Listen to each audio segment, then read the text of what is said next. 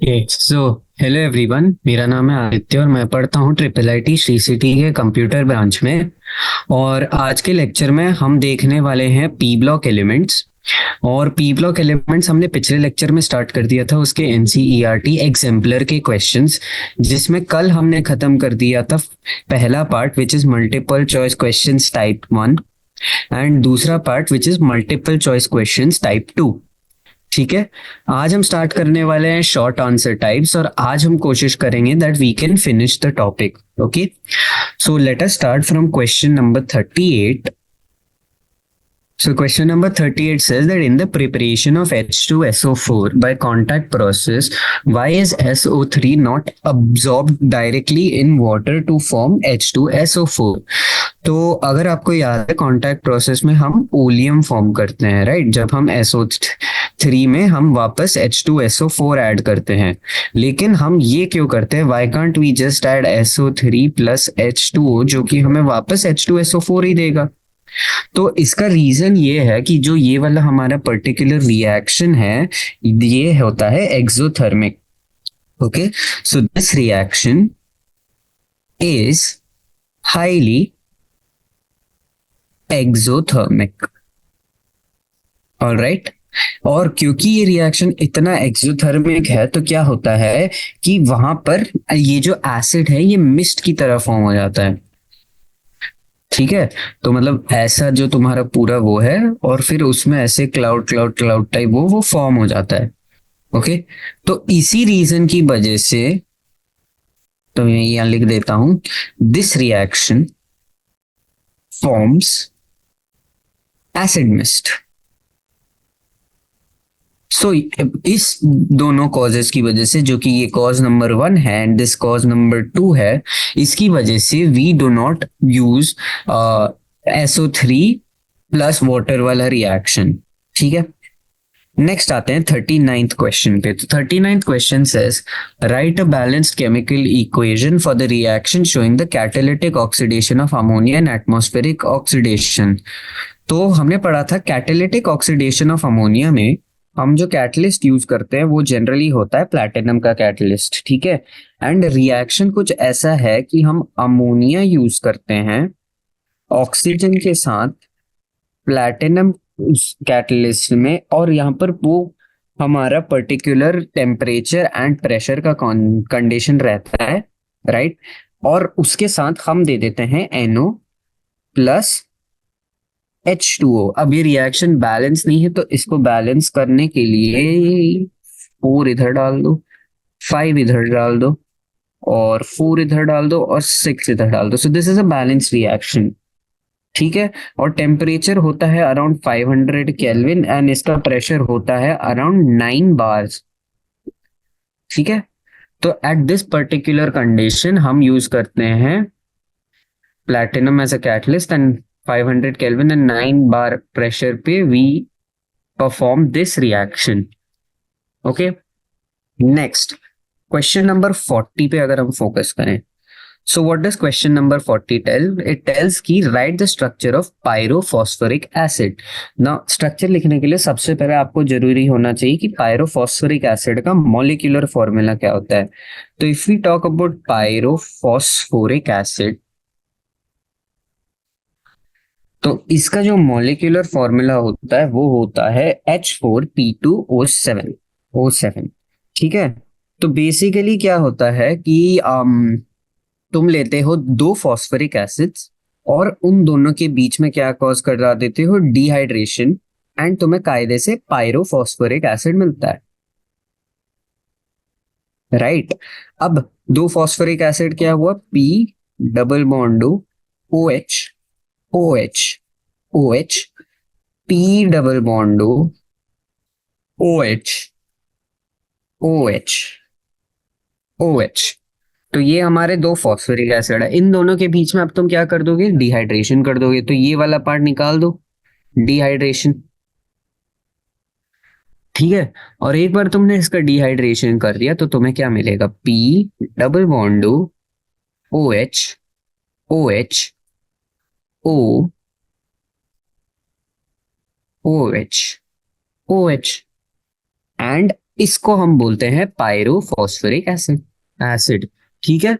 तो दो phosphoric acid जो कि H3PO3 PO4 होता है, H3PO4, उसमें तुम डिहाइड्रेशन कॉज करोगे, हीटिंग करोगे, and that will give you H4P2O7। Okay. Now next question पे आते हैं। PH3 forms bubbles, question number 41। PH3 forms bubbles when pass slowly in water, but NH3 dissolves. Explain why. तो ammonia की case में हमारे पास क्या है, नाइट्रोजन है। ठीक है, नाइट्रोजन। और वाटर अगर हम देखें, हाइड्रोजन, राइट। और नाइट्रोजन और हाइड्रोजन के बीच में हमें क्या दिखता है, हमें दिखता है हाइड्रोजन बॉन्ड्स। क्योंकि नाइट्रोजन और हाइड्रोजन के बीच में से वो हाइड्रोजन बॉन्ड देख सकते हैं, इसीलिए अमोनिया वाटर पे डिसॉल्व होता है। क्या होता है कि ऐसे ऐसे जाके वो बॉन्ड बना देता है अमोनिया, तो इसी कारण वो डिसॉल्व हो जाता है। बट अगर हम फॉस्फीन के केस में देखें, तो फॉस्फीन के केस में फॉस्फोरस है, PH3 है, right. And phosphorus hydrogen bonding नहीं दिखाता है, right. In PH3 phosphorus does not show H bonding, और H बॉन्डिंग ये शो नहीं करते, इसीलिए वो डिसॉल्व हो जाते हैं। और सॉरी, इसीलिए वो डिसॉल्व नहीं होते हैं और वो बबल्स के फॉर्म पे बाहर आ जाते हैं। Okay, so that is question number 41। Question number 42। So question number 42 tells in PCl5 phosphorus is sp3 hybridized state, but all of its 5 bonds are not equivalent. Can you justify your answer? तो PCl5 का हमें ये याद है कि PCl5 में जिसका structure कुछ ऐसा होता है, ओके, उसमें ये काइंड ऑफ एक प्लेन रहता है, राइट। ये प्लेन रहता है। तो हमें पता है कि ये वाले जो बॉन्ड्स होते हैं, ये होते हैं हमारे इक्वेटोरियल बॉन्ड्स, और जो ये वाले बॉन्ड होते हैं, ये होते हैं हमारे एक्सियल बॉन्ड्स। अब हमें ये पता है कि equatorial bond length length of equatorial bonds is not equal to length of axial bonds, right? And this is the primary reason कि why all the 5 bonds are not equivalent, क्योंकि दो bonds जो है axial होते हैं और बाकी के equatorial होते हैं। ठीक है। Okay, next question, question number 43। Okay, so question number 43 tells why is nitric oxide paramagnetic in gaseous state, but the solid obtained on cooling is diamagnetic. तो नाइट्रिक ऑक्साइड पहली चीज क्या होती है, NO2 होता है, that is are nitric oxide. अब NO2 का खासियत ये है कि ये अगर गैसियस स्टेट में है तो क्या होता है कि इसका स्ट्रक्चर हो जाता है ऐसा। ठीक है। बट अगर हम सॉलिड स्टेट में देखें तो क्या होता है, दो NO2 आके कंबाइन करके डाइमर बना देते हैं। सो गैसियस स्टेट में क्या है, it stage as a monomer. और अगर हम देखें इन सॉलिड स्टेट, तो सॉलिड स्टेट में क्या होता है, it two NO2s combine to form a dimer. और वो कॉम उसका बाद में स्ट्रक्चर क्या बन जाता है, उसका स्ट्रक्चर बन जाता है NNO double bond O double bond O। So that is N2O4 बन जाता है वो। ठीक है। So that is the reason why हम देखते हैं कि सॉलिड ऑब्टेन होता है। अब यहां देख सकते हो कि अब क्वेश्चन पे आते हैं। So why is nitric oxide paramagnetic and diamagnetic पे देख सकते हैं। अब यहां पर देखो, यहां पर अगर हम देखें, ये लोन पेयर बचा है। ठीक है, यहां पर एक इलेक्ट्रॉन बचे हैं और ये सब बचे हैं। यहां पर there are no free electrons,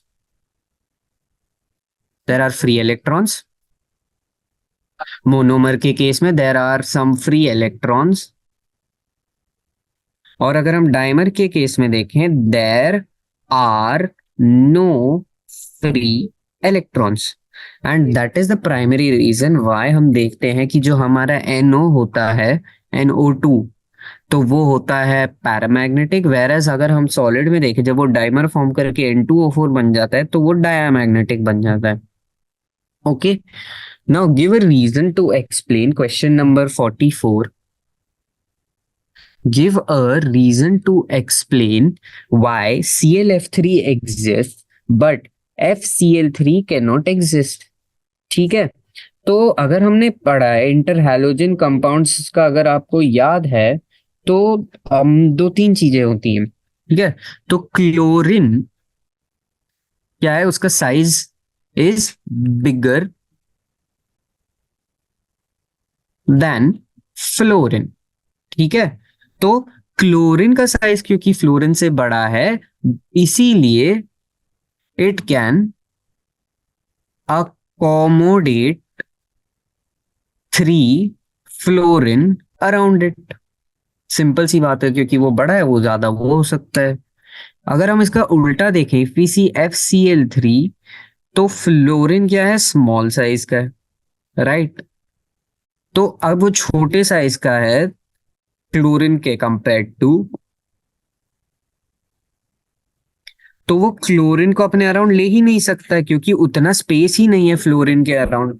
so that is a simple reason why P ClF3 exists but FCl3 does not, क्योंकि क्लोरीन के अराउंड उतना स्पेस है कि वो 3 फ्लोरीन्स को अकोमोडेट कर सकता है, लेकिन फ्लोरीन के अराउंड इतना स्पेस नहीं है कि वो 3 क्लोरीन को अकोमोडेट कर सकता है।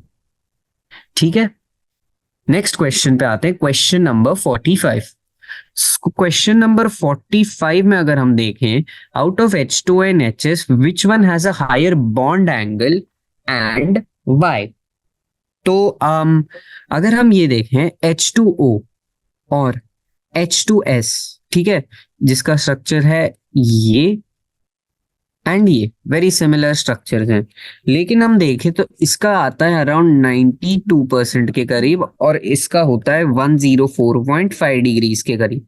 तो हम क्लियरली देख सकते हैं कि बॉन्ड एंगल BA है ना H2O का is greater then BA of H2S।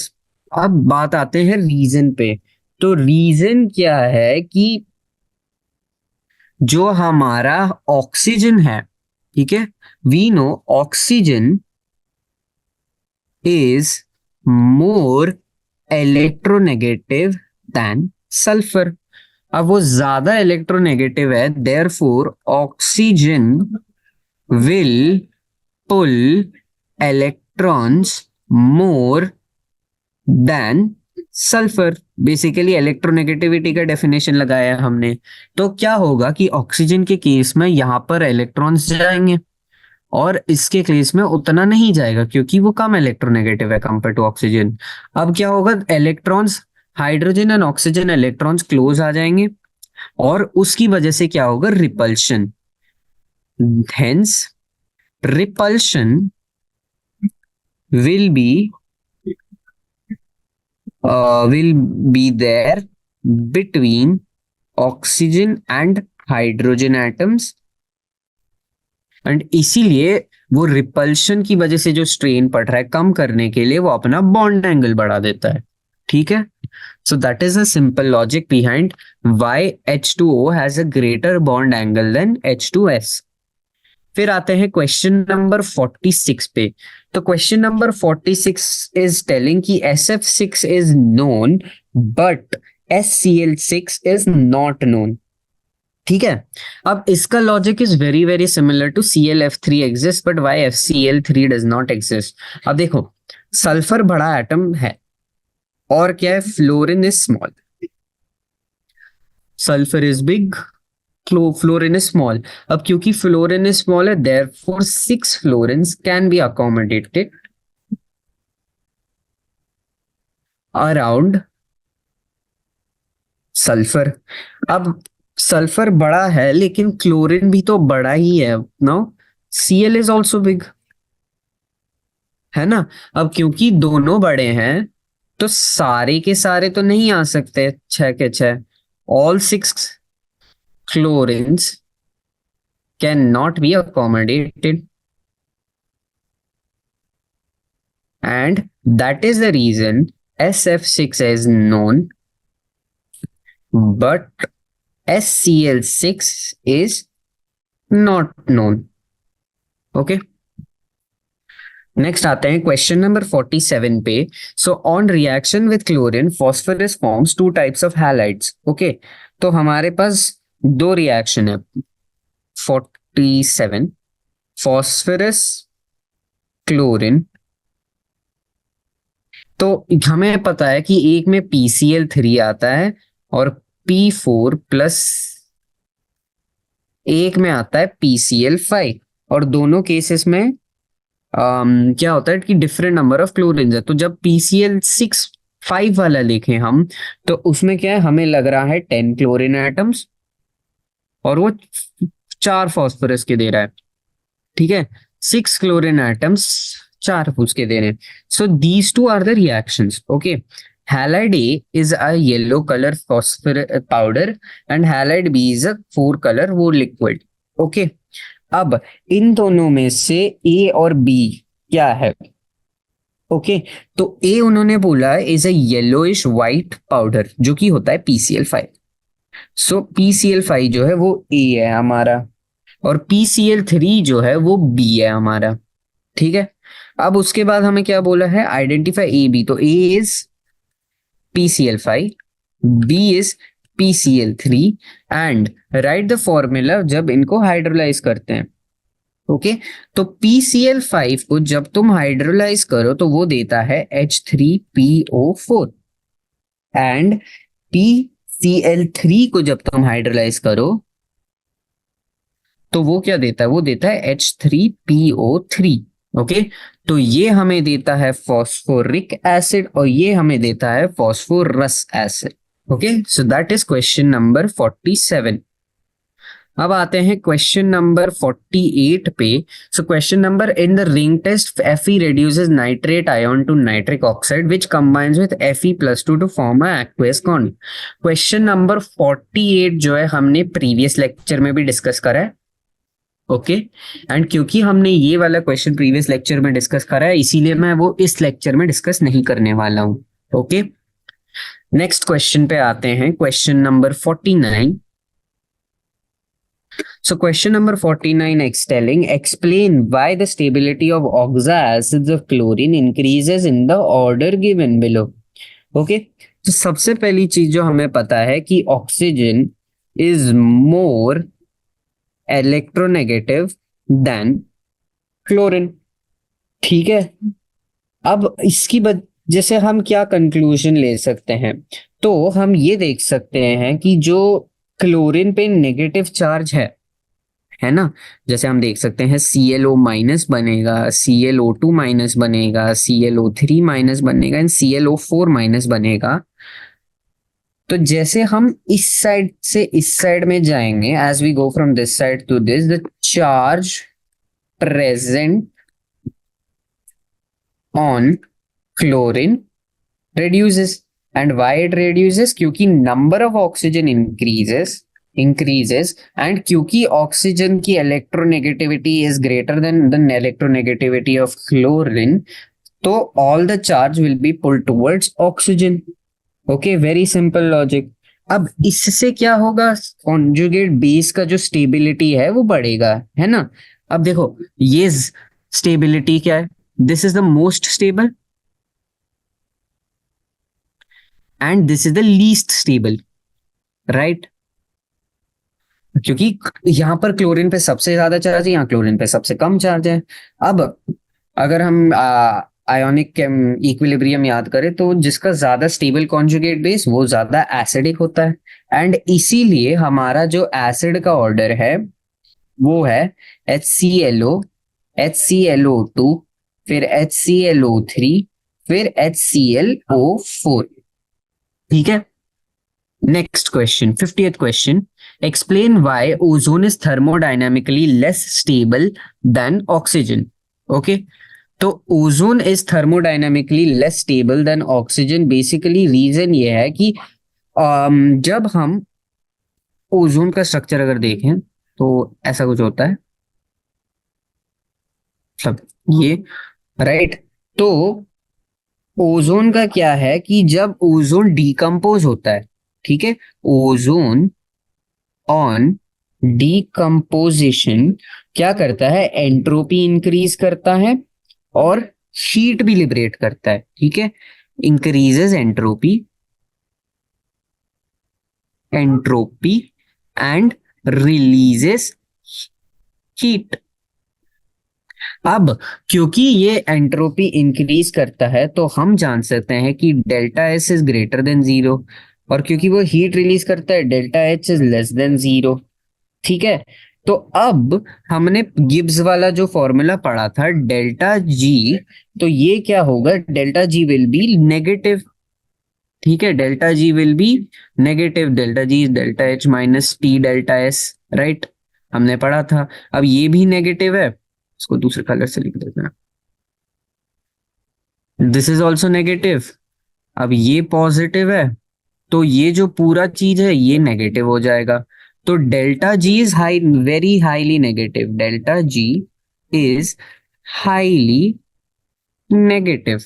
अब because delta G is highly negative तो हम क्या बोलते हैं कि ये जो चीज है ये थर्मोडाइनमिकली लेस स्टेबल, अनस्टेबल है, and that is the reason why ozone is less stable than oxygen.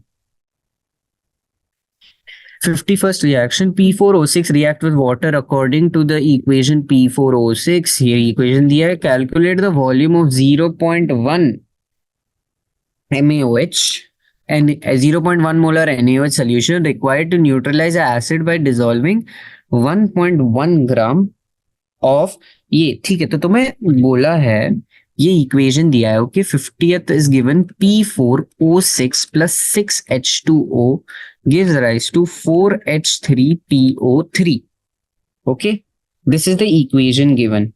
जब हम न्यूट्रलाइज करेंगे इसको, ठीक है, न्यूट्रलाइज एसिड फॉर्म, तो दिस इज द एसिड। अब हम इसको न्यूट्रलाइज करेंगे तो इक्वेशन क्या होगा, H3PO3 plus NaOH gives rise to Na2HPO3 plus 2 water, ठीक है। तो हम बोल देते हैं इसको इक्वेशन 1 और हम बोल देते हैं इसको इक्वेशन 2, इक्वेशन 2 को बैलेंस कर देते हैं, ठीक है। तो ये रहा न्यूट्रलाइजेशन का बैलेंसिंग, फाइन। अब हम क्या करेंगे, अब हम इन दोनों रिएक्शन को ऐड कर देते हैं, ओके।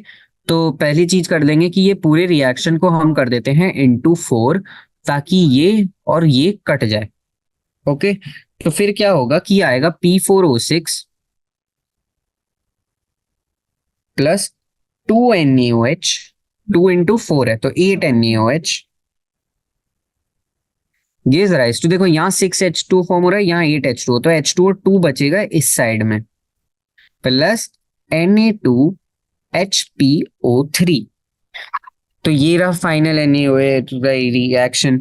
अब तुम्हें जानना है कि तुम कितने मोल्स ऑफ पीओ, तो ये इक्वेशन पे तुम काम करोगे। अब आगे का क्वेश्चन क्या है, calculate the volume of NaOH। तो तुम्हें कितना वॉल्यूम ऑफ NaOH चाहिए जब तुम्हारे 0.1 मोलर यूज कर रहे हो, जब तुम 1.1 ग्राम ऑफ P4O6 यूज करोगे, ठीक है। तो हम यहां देख सकते हैं 1 mole of P4O6 kind of is neutralised by 8 moles of NaOH, ठीक है। 1 मोल होता है 8 मोल से। तो अब यहां पर हम कैलकुलेट करते हैं ये कितना मोल्स है, तो 1.1 और फॉस्फोरस का होता है 220, तो ये क्या है 1 बाय 200, 1/200 फॉर्म होगा ये, ठीक है। 1.1 बाय 200 ये फॉर्म होगा। तो 1 मोल ऑफ P4O6 8 को करता है, तो 1/200 मोल्स X चाहिए होगा, ठीक है। तो फिर हम क्या करेंगे, simple moles of NaOH calculate कर लेंगे। तो x is equal to 8/200 moles. Therefore हम कह सकते हैं 1.1 gram of P4O6 will require 8/200 moles of NaOH। ठीक है, 8/200 moles of NaOH। अब तुम्हें मोल्स मिल गया है, तुम्हें मोलारिटी दिया है, you have to just calculate the volume. तो मोलारिटी का डेफिनेशन लगा दो। तो मोलारिटी क्या है, number of moles divided by the volume. Volume किस में होता है, इन लीटर। ठीक है, तो नंबर ऑफ मोल्स तो आ रहा है 8/200, वॉल्यूम इधर ले आओ, मोलारिटी इधर ले आओ, 0.1 मोलर 25। तो ये आ रहा है 0.4 लीटर्स के करीब आएगा, राइट, क्योंकि वॉल्यूम इन लीटर्स लेते हैं हम मोलारिटी के कैलकुलेशन के लिए। And that is equal to 400 ml। So the volume of NaOH, 400 ml of NaOH is required to neutralize 400 ml of is required to neutralize 1.1 gram of P4O6। ठीक है, तो एक बार अगर फिर से मैं समझा दूं, तो हमने क्या करा है, हमें पहला रिएक्शन दिया है, फिर हमें जो ये एसिड है, इस एसिड का न्यूट्रलाइजेशन का रिएक्शन ये दिया है, फिर हमने दोनों रिएक्शन को ऐड कर दिया ताकि हमें एक फाइनल रिएक्शन मिले। ठीक है, जिसमें हम P4O6 और NaOH का रिलेशन पा सके। और फिर तो सिंपल मोलर वो है कि हम देख सकते हैं इक्वेशन के अकॉर्डिंग 1 मोल P4O6 का न्यूट्रलाइज हो रहा है 8 मोल्स NaOH से। अब वो बोल रहे हैं 1.1 ग्राम यूज कर रहे हैं, तो दैट इज 1/200 मोल्स। तो बस फिर तुमने number of moles of NaOH required निकाल दिया, फिर तुमने मोलारिटी का फॉर्मूला लगा के तुमने वॉल्यूम निकाल दिया। ठीक है, that is the 51st question. 52nd question की अगर हम बात करें, अब white phosphorus reacts with chlorine and the product hydrolyzes in the presence of water. Calculate the mass of HCl obtained by the hydrolysis of the product formed with the reaction of 62 grams of white phosphorus with chlorine in the presence of water। तो हमने देखा था 2 question या 3 question पहले कि P4Cl2 के साथ दे देता है PCl3, जहां पर ये होता है 6 और ये होता है 4, राइट। अब इसके आगे का क्या बोल रहे हैं कि PCl3 को फिर हम हाइड्रोलाइज करते हैं, तो ये क्या देता है, ये देता है H3PO3 और HCl को। इसको भी अगर हम बैलेंस करें तो ये होगा 3 इधर आएगा, 3 इधर आ जाएगा। हाँ, तो बैलेंस हो गया ये। ठीक है, अब हमें क्या करना है, हमें कायदे से आगे का दिया है कि हमें इसका मास दिया है, ठीक है, और हमें देखना है कि कितना ये आ रहा है। मतलब हमें दोनों रिएक्शन को ऐड करना है, क्योंकि हमें फास्फोरस और HCl के बीच का रिलेशन चाहिए। तो अब हम क्या करेंगे कि इस पूरे इक्वेशन को 4 से मल्टीप्लाई कर देंगे। ठीक है, तो यहां से हमें क्या मिलेगा कि हमें मिलेगा P4 प्लस 6Cl2, ठीक है, प्लस 12H2O, ये क्या देगा 4H3PO3 प्लस 4PCl3। ठीक है, अब वापस दिस इज जस्ट नॉर्मल वो रिएक्शन। तो अगर हम देखें 31 इंटू 4 जो कि होता है 124 ग्राम्स, वो दे रहा है हमें 12 into 36.5 which is equal to 438 grams. Okay, तो हम क्या बोल रहे हैं, हम ये बोल रहे हैं कि 124 gram of P4 gives rise to 438 grams of HCl। Okay, अब उन्होंने खाली इतना बोला है कि 62 ग्राम्स कितना देगा, X देगा। तो X कितना होगा 62 इंटू 438 डिवाइडेड बाई 124। ठीक है, अब इसका मैथ्स आप कर लेना, but this is the answer. ठीक है, तो हमने वापस यही करा है जैसा हमने पिछला वाला सॉल्व किया, कायदे से हमने वही करा है यहाँ पर भी।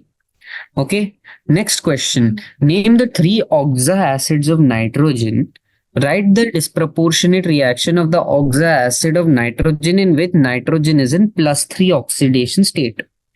तो अगर हम देखें कि नाइट्रोजन के ऑक्सा एसिड्स क्या होते हैं, तो ऑक्सा एसिड्स ऑफ नाइट्रोजन 3 है। ठीक है, कौन कौन से हैं हमारे, होता है नाइट्रस एसिड, ये फिर होता है नाइट्रिक एसिड, और ये होता है फिर हाइपोनाइट्रस एसिड। तो नाइट्रस एसिड बेसिकली हमें पता है होता है HNO2, नाइट्रिक एसिड होता है HNO3, राइट, और ये होता है H2N2O2। ठीक है, अब इसमें तुम्हें देखना है कि नाइट्रोजन +3 ऑक्सीडेशन स्टेट में किस में है, तो +3 ऑक्सीडेशन स्टेट हो इसमें। ओके, तो दिस इज +3 ऑक्सीडेशन स्टेट। तो अब तुम्हें इसका डिस्प्रपोर्शनेशन रिएक्शन बनाना है। तो अगर तुम इसका डिस्प्रपोर्शनेशन रिएक्शन बनाओगे तो वो होगा HNO3 + H2O + NO। ठीक है, बैलेंस कर लेना, but this is the disproportionation reaction of the oxa acid of nitrogen जिसका ऑक्सीडेशन स्टेट +3 है। Okay, 54th question. 54th question, nitric acid forms an oxide of nitrogen on reaction with P4O10. Write the reaction involved and also write the resonating structures of the oxide of nitrogen that is formed. तो हमें पता है कि HNO3 plus P4O10 देता है हमें HPO3। ठीक है, HPO3, और उसी के साथ वो क्या दे देता है, वो देता है N2O5। अब द ऑक्साइड ऑफ नाइट्रोजन जिसके बारे में वो बात कर रहे हैं वो है हमारा N2O5, ये वाली चीज। अब वो बोल रहे हैं right the resonating structures of N2O5। तो क्या होता है कि N2O5 का स्ट्रक्चर ये है, राइट। तो इसका रेजोनेटिंग स्ट्रक्चर में ये क्या हो सकता है कि ये चार्ज यहाँ आ सकता है और ये यहाँ आ सकता है। So that will give a resonating structure which look something like NO, N, double bond O, O-, double bond O। So these are the two resonating structures। ठीक है, next as phosphorus has 3 allotropic forms: white phosphorus, red phosphorus and black phosphorus. Write the difference between white and red phosphorus based on their structure and reactivity। ठीक है, तो अगर हम देखें white phosphorus को, sorry ये 55 है। ओके, सो white phosphorus होता है कि बेसिकली हमें ये पता है कि व्हाइट बनता है पहले रेड और फिर वो बन जाता है ब्लैक। ठीक है, तो पहली चीज हम लिख सकते हैं व्हाइट की, और यहां red, it is the least stable. ठीक है, लीस्ट स्टेबल,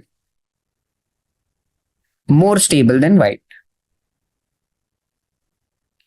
ठीक है, highly reactive, white is highly reactive क्योंकि इसमें एंगल स्ट्रेन बहुत ज्यादा है, और रेड इज लेस रिएक्टिव। ठीक है, और फिर वो बोल रहे difference between based on the structure, तो रिएक्टिविटी तो white is highly reactive and red is less reactive.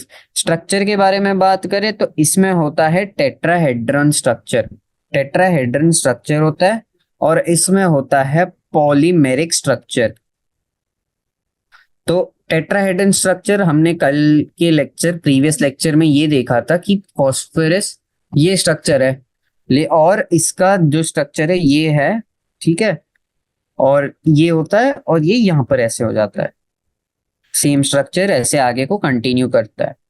तो this is the difference between the structures and this is the difference between the reactivities. Okay, next question, give an example to show the effect of concentration of nitric acid on the formation of an oxidation product. तो अगर हम देखें कि nitric acid का हमें oxidation product effect दिखाना है, तो सबसे प्राइम एग्जांपल जो कायदे से है इस रिएक्शन का, तो वो है जब तुम कॉपर में डाइल्यूट HNO3 डालो तो वो देता है CuNO3 और NO। ठीक है, वाटर भी देता है लेकिन मेन तो यही दोनों है। उसी कॉपर में जब तुम कॉन्सेंट्रेटेड HNO3 डालोगे तो वो क्या देगा, वो भी CuNO3 देगा, लेकिन अब वो क्या देगा कि वो NO2 देगा। अब NO में N का ऑक्सीडेशन स्टेट कितना है, +2 है, और NO2 में उसका ऑक्सीडेशन स्टेट क्या है, +4 है। तो इसी से हम क्लियरली ये दे सकते हैं कि कॉन्सेंट्रेशन ऑफ नाइट्रिक एसिड जितना ज्यादा कॉन्सेंट्रेटेड है उतना ज्यादा हायर ऑक्सीडेशन स्टेट वाला प्रोडक्ट आता है। ओके, नेक्स्ट क्वेश्चन जो है question number 57। PCl5 reacts with finely divided silver on heating and a white silver salt is obtained which dissolves on aqueous NH3 solution. Write the reactions that happen. तो क्या होता है, PCl5 को जब तुम silver के साथ रिएक्ट करते हो तो वो क्या देता है, AgCl देता है एंड PCl3 देता है। ठीक है, अब वो जो बोल रहे सिल्वर सॉल्ट वो AgCl है, और AgCl को जब हम एक्वेस अमोनिया में डालते हैं तो ये हमें एक कॉम्प्लेक्स कंपाउंड देता है, और इस कॉम्प्लेक्स कंपाउंड का जो कलर ये है ये सोल्यूएबल है। ठीक है, और ये कॉम्प्लेक्स कंपाउंड है EgNH3 ट्वाइस, और Cl जो AgCl से आ रहा है वो वाला Cl। So this is the complex compound that is formed over here. Okay? और फिर आते हैं हम क्वेश्चन नंबर 58 पे। तो phosphorus forms a number of oxo acids. Out of these oxo acids, phosphenic acid is a strong reducing property. Write its structure and also write the reaction showing its reduction behavior. तो सबसे पहले हमें जानना है phosphenic acid। ठीक है, तो नब लेट्स टॉक अबाउट फॉस्फेनिक एसिड। तो फॉस्फेनिक एसिड का स्ट्रक्चर जो है वो है H3PO2। ठीक है, उसका मॉलिक्यूलर फॉर्मूला H3PO2 है। अब अगर हमने फॉस्फोरिक एसिड का अगर आपने स्ट्रक्चर देखा था तो this is very similar to that. ये आपके दो सेटिस्फाई हो गए, बाकी दो HN। So this is the structure of phosphinic acid, right. अब हमें देखना है या लिखना है a reaction that is showing the reducing power of phosphinic acid. तो एक रिएक्शन जो है वो है, यहां लिख देते हैं दूसरे कलर में, AgNO3 प्लस H3PO2 जो कि फॉस्फेनिक एसिड है थोड़ा सा पानी के साथ। तो ये क्या देता है, ये Ag देता है और HNO3 देता है और H3PO4 देता है। तो अब यहां पर अगर हम देखें reduction of silver is seen, और हम यहां देखें तो ये भी चेंज हो रहा है, ऑक्सीडेशन स्टेट भी चेंज हो रहा है फॉस्फोरस का। So this reaction will show the reducing behaviour of phosphonic acid. ठीक है, और इसी के साथ हमने शॉर्ट आंसर टाइप जो है कंप्लीट कर लिया था। ज्यादा कुछ बड़े क्वेश्चन नहीं थे, थोड़ा सा डॉक्यूमेंट्री वाले क्वेश्चंस में टाइम लगा, नहीं तो ज्यादातर वो सिंपल था। Now let us do match the following. Okay, तो मैच द फॉलोइंग के पहले क्वेश्चन में क्या है, match the compounds given in column 1 with the hybridization and the shape given in column 2। ठीक है, तो अगर हम देखें XeO3 जो कि बी है, इससे ही स्टार्ट कर लेते हैं क्योंकि यही आया मेरे आंख में पहले। बट XeO3 का स्ट्रक्चर क्या है, ये है इसका स्ट्रक्चर। तो अब इसका स्ट्रक्चर अगर हम देखें तो इसका हाइब्रिडाइजेशन क्या दिख रहा है, टेट्राहेड्रल दिख रहा है, पिरामिडल दिख रहा है, सॉरी। तो ये sp3 हाइब्रिडाइजेशन का है एंड दिस इज पिरामिडल, जो कि आपका क्या है, ऑप्शन नंबर 3 के साथ है। तो आपका बी जो है वो क्लियरली ऑप्शन नंबर 3 के साथ जा रहा है। So that means option number 2 and option number 4 तो वो सीधा सीधा एलिमिनेट हो गए। अब हम देख लेते हैं ए का। XEF6 का क्या है, एफ एफ एफ XEF6, ये रहा XEF6 का, देख सकते हैं। और ये हमें लग रहा है ऑक्टाहेड्रल होता है, बट यहां पर क्या होता है कि जीनॉन का अभी भी एक लोन पेयर बचा है, ठीक है। अब क्या होता है कि जो फ्लोरीन है और जीनॉन है, इन दोनों के इलेक्ट्रॉन्स के बीच में हम देख सकते हैं रिपल्शन। अब इसी रिपल्शन की वजह से जो स्ट्रेन आ रहा है, इसको अवॉइड करने के लिए जो ये वाला फ्लोरीन है वो यहां से हटके थोड़ा ऐसे आ जाता है, तो ये डिस्टॉर्शन कॉज कर देता है ऑक्टाहेड्रल में, right. So that is why हम बोल सकते हैं कि ये sp3d3 तो है, ठीक है, लेकिन ये ऑक्टाहेड्रल नहीं है, ये है distorted octahedral. Okay, so that matches A with 1। अब हमारा जो ऑप्शन जिसमें A1 है और B3 है वो खाली ऑप्शन नंबर 1 है, और इसीलिए हम बोल सकते हैं कि जो हमारा 59th क्वेश्चन है उसमें फर्स्ट ऑप्शन जो है वो करेक्ट ऑप्शन है। क्वेश्चन नंबर 60 में अगर हम देखें, ओके, तो question number 16 is basically telling कि match the following oxides of given in column 1 with the type of oxide given in column 2। तो हमें देखना है कि ये जो ऑक्साइड है ये न्यूट्रल है या ये एसिडिक है या ये कैसा है, ठीक है।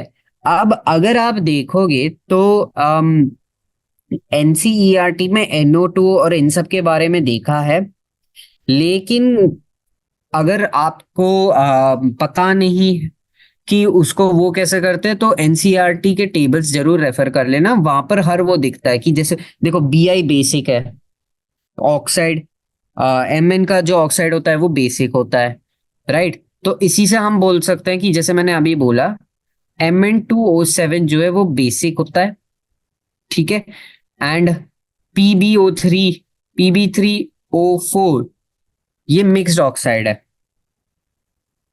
सॉरी ये न्यूट्रल है। N2O, N2O तो हमने वहां भी देखा था एनसीईआरटी में, that is acidic oxide. And बचा क्या, Bi2O3, so that is a mixed oxide. Okay, mixed oxide है। तो क्या होता है कि हमें पता नहीं कैसे चलेगा कि ये बेसिक है या एसिडिक है। जैसे अभी मैंने लिख दिया कि Mn2O7 इज बेसिक या BiN2O इज एसिडिक या ये मिक्स्ड है, तो हमें पता कैसे है कि कौन सा बेसिक है कौन सा ये है। तो उसी लॉजिक्स का ये देख लेते हैं हम, ठीक है। Now let's see how will solve this question. तो एक बेसिक ऑक्साइड वो होगा जो हाइड्रोलिसिस पे एक बेसिक सोल्यूशन देगा, और एक एसिडिक ऑक्साइड वो होगा जो हाइड्रोलिसिस पे एक एसिडिक सोल्यूशन देगा। न्यूट्रल मतलब वो कोई सोल्यूशन नहीं देगा, और उसी के साथ हम कह सकते हैं कि मिक्स्ड होगा मतलब दोनों देगा। तो हमें पता है N2O पे अगर हम कुछ हाइड्रोलाइज करें तो हमें क्या आता है, एक एसिड आता है नाइट्रोजन का, इसीलिए हमारा N2O जो है वो एसिडिक है। That means B is going with 2, तो मतलब ऑप्शन नंबर 2 और ऑप्शन नंबर 4 तो फिर से गलत है, ठीक है। अब हम देख लेते हैं ACD में कौन सा वो होगा डिफरेंस, जिसमें भी होगा तो वो डायरेक्टली वो वाला हो जाएगा। ओके, तो अगर हम देखें कि Pb3O4 जो कि हमारा ये है, ये एक्चुअली में ऐसे होता है, ये बनता है PbO और Pb2O3। अब ये दो ऑक्साइड्स के साथ बन रहा है ना, तो ये मिक्स्ड हो गया, ठीक है। मतलब हमारा जो E है वो जा रहा है 4 के साथ, तो A जा रहा है 4 के साथ, B जा रहा है 2 के साथ, और सॉरी 2 क्या है, हाँ, oh I am so sorry guys, ये एसिड नहीं देता है, ये एक न्यूट्रल, ये एक सोल्यूशन देगा जो कि होता है न्यूट्रल, राइट। एनसीईआरटी के टेबल में इसका जो सोल्यूशन है वो न्यूट्रल था, तो ये एक न्यूट्रल ऑक्साइड देता है। एंड अगर हम देखें तो फिर B जा रहा है 1 के साथ, ए जा रहा है 4 के साथ, तो 60th क्वेश्चन का जो है वो हमारा ऑप्शन नंबर जहां A 4 के साथ जा रहा है, B 1 के साथ जा रहा है, 2 है। ठीक है। NO2H2O में एक सोल्यूशन देगा जो न्यूट्रल है, एनसीईआरटी टेबल में गिवन है ये। ठीक है। और PB3O4 जो है वो PBO से बनता है, PB2O3 से बनता है। ओके। क्वेश्चन नंबर 61 की अगर हम बात करें तो क्वेश्चन नंबर 61 बोल रहा है कि चैल्कोजेंस बेसिकली होता है जो हमारा ग्रुप 8 और उसके एलिमेंट से बना होता है। तो अगर हम जैसे देख लें, ठीक है, बी को 2 से मैच कर सकते हैं, लेकिन चैल्कोजेंस को बेसिकली क्या है कि पर्टिकुलर कंपाउंड्स जो ग्रुप 2 के हैं वो हैं। तो जैसे ऑक्सीजन है, सल्फर है, ये सब हमारे चैल्कोजेंस बोलाए जाते हैं। तो क्लियरली हम देख सकते हैं कि डी जा रहा है 2 के साथ, तो डी किसके साथ जा रहा है? 2 के साथ, तो 1 और 2 ही हो सकता है करेक्ट ऑप्शन। अब देखो बी या ए में सिमिलर वो ढूंढ लो तो वो हो जाएगा। तो अब हम देख लेते हैं कि बी और ए में क्या है। तो ए अगर हम देखें H2SO4, अब H2SO4 जो है वो बैटरीज में यूज होता है, दैट इज इट्स इम्प्लीमेंटेशन। अब क्योंकि वो बैटरीज में यूज होता है इसीलिए हम बोलते हैं स्टोरेज बैटरीज में ज्यादा यूज होता है, सॉरी, मतलब या तो ए जो है वो जा रहा है हमारा 4 के साथ, और जो हमारा डी जा रहा है वो जा रहा है 1 के साथ, सॉरी 2 के साथ। चैल्कोजेंस इज ऑप्शन 2, तो this is clearly just option 1। ठीक है, this is clearly just option 1। Now question number 62। तो क्वेश्चन नंबर 62 बेसिकली वो बोल रहा है कि हाइब्रिडाइजेशन ढूंढो उसका, जो हमारा कॉलम 1 है उस एलिमेंट्स के हाइब्रिडाइजेशन ढूंढ लो और वो दे दो तुम कॉलम 2 के साथ। ठीक है, तो ये क्वेश्चन केमिकल बॉन्डिंग का क्वेश्चन है कायदे से, तो मैं ये एक्सपेक्ट कर रहा हूं आप लोग कर लोगे। तो ये मैं होमवर्क के लिए दे रहा हूं, लेकिन इसका करेक्ट ऑप्शन जो है नंबर 2 है। ओके, तो 62 का जो करेक्ट ऑप्शन है that is number 2। Now 63rd question. 63rd question ये बोल रहा है कि match the items in columns 1 and 2 and mark the correct option. ठीक है, it's partial hydrolysis does not change the oxidation state of central atom, it is used in modern day diving apparatus, it is a product provide inert atmosphere for filling air bubbles, and its central atom hybridization is sp2d3, sorry d2। Okay, तो अगर हम बात करें कि partial hydrolysis does not change the oxidation state of central metal atom, तो XeF6 का अगर हम देखें, ओके, XeF6 को जब हम पार्शियली हाइड्रोलाइज करते हैं, मतलब सबसे कम 2, तो वो देता है हमें XeO3 और HF। अब यहां पर हम देखें तो क्या है, जीनॉन का ऑक्सीडेशन स्टेट है +6, एंड इसमें से हम देखें तो यहां पर भी जीनॉन का ऑक्सीडेशन स्टेट है +6, राइट। अब क्योंकि दोनों केसेस में जीनॉन का ऑक्सीडेशन स्टेट +6 है, तो हम देख सकते हैं कि ज्यादा चेंज हो नहीं रहा है, तो that shows that A is matching with option number 2। ठीक है, लेकिन अगर हम देखें अब it is used in modern day diving apparatus, तो आजकल की डाइविंग apparatus में हम हीलियम यूज करते हैं। ठीक है, तो this is given in the uses of noble gases या ग्रुप 18 एलिमेंट इन NCERT। ठीक है, तो उसमें अगर तुम देखोगे तो ये मिल जाएगा, और ये देता है बी को ऑप्शन 1 के साथ। तो जहां ए ऑप्शन 2 के साथ है एंड बी ऑप्शन 1 के साथ है, that is option number 3। Okay, that is option number 3 over there. So उसके साथ हमारा मैच द फॉलोइंग कंप्लीट हो जाता है। अब बचा है 2, long answer type and assertion reason. और अगर हम देखें तो ज्यादातर जैसे लॉन्ग आंसर टाइप वाले क्वेश्चन है, okay, let's just do the long answer type वाले क्वेश्चंस और फिर हम बाकी का कर लेंगे। And amorphous solid A burns in air to form a gas B which turns lime water milky, मतलब बी कार्बन डाइऑक्साइड है, ठीक है। बी कार्बन डाइऑक्साइड है या सल्फर डाइऑक्साइड भी हो सकता है, क्योंकि सल्फर डाइऑक्साइड ऑल्सो टर्न्स वो milky. Okay, now and the gas is produced by the as a by product by roasting sulphide ore. अब सल्फाइड ओर है, मतलब ये कंफर्म हो गया है कि वो क्या है, बी सल्फर डाइऑक्साइड है हमारा। अब क्योंकि बी सल्फर डाइऑक्साइड है, अब ए वो बोल रहा है अमॉर्फस सॉलिड है, ठीक है। तो कायदे से तुम्हें ए भी मिल जाएगा, तुम सल्फाइड ओर से कुछ निकालोगे तो वो क्या देगा, सल्फर देगा। और कौन सा सल्फर देगा, अमॉर्फस S8 सल्फर होता है, ठीक है। तो कंपाउंड बी तुम्हें मिल गया, ए मिल गया S8 और बी मिल गया SO2, ठीक है। अब तुम्हें आर करके ये सारे रिएक्शंस बताने, तो जब हम रिएक्शंस बोलेंगे तो S8 प्लस O2 देता है SO2। फिर तुम लाइम वाटर ले लो जो कि CaOH ट्वाइस है, उसको SO2 के साथ रिएक्ट कर रहे हो तो वो CaSO3 देगा। KMnO4 के साथ करोगे तो वो MnO4 माइनस, जब SO2 के साथ रिएक्ट करता है तो वो SO4 2 minus plus Mn2 plus देता है, ये रेडॉक्स रिएक्शंस का है। And finally reduces Fe plus 3 to Fe plus 2 plus SO4 2 minus. तो ये तुम्हारे सारे रिएक्शंस हैं।